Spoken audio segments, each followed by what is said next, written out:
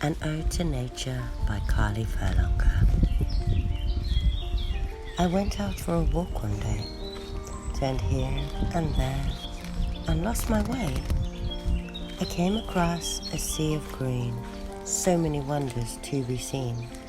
Through overgrown brambles, a path barely clear, a sea of colour calling me near.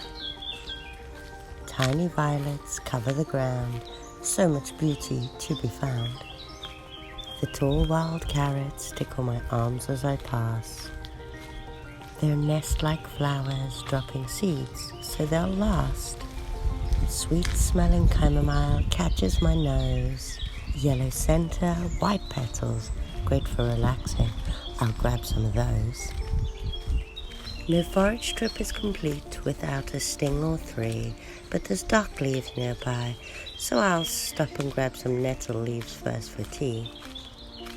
Oxeye daisies up to my knees, a sea of blossoms for the bees.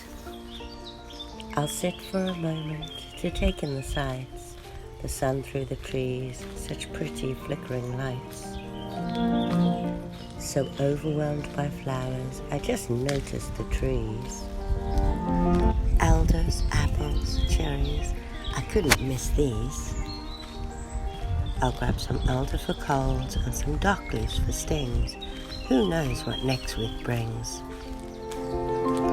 My basket's almost full, just a little more space, so I'll harvest some of those blackberries just before I leave this beautiful place.